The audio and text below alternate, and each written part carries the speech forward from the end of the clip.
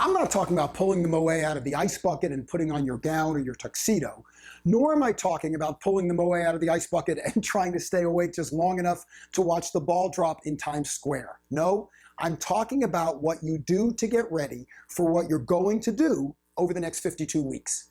Is the new year an occasion you look forward to in order to look forward?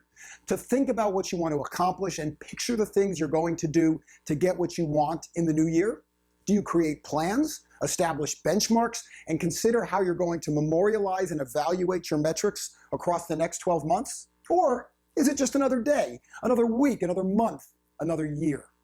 I used to believe it was the latter. For me, the New Year's party was over. January 1st or 2nd were just 2 more days out of the year, as were all the days that followed in lockstep.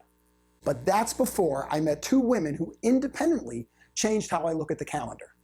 Susan Ford Collins was the first. In her book, The Technology of Success, Susan talked about her 3 components of success: creation, completion, and deletion.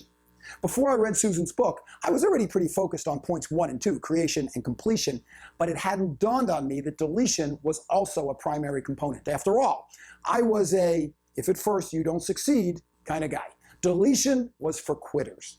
But after reading Susan's book and working with her, I realized that it was just as important to excise the things from my life that weren't serving me as it was to focus on the things that were. At the end of the year just seemed to be the perfect time to do that. So those piles of books, magazines, and papers that I kept meaning to get to, out they go. If I haven't read them yet, I'm not going to. The sales prospects who hadn't responded to my personal and thoughtful cards, letters, and mailers, time for a quick Happy New Year's note with a promise that if they wanted me, they'd know where to find me. At the end of the year, I became a whirling dervish, emptying drawers, shelves, and computer files and filling trash cans, both actual and digital, with things I finally accepted I simply wasn't going to complete. Corporate coach and advisor Karen Hirschfeld taught me something different by giving me a simple questionnaire to fill out at the end of the year. Her questions were all about what happened in the old year and what I wanted to happen in the upcoming one.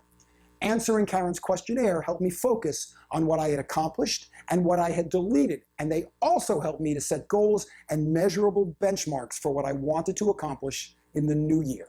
And now, having almost 20 years of those questionnaires to look back over gives me a good overview of where I was, where I went, and how I wound up where I am today. Karen has generously given me permission to share her questions with my strategic roundtables, and I've been watching how well the questionnaire has helped others too.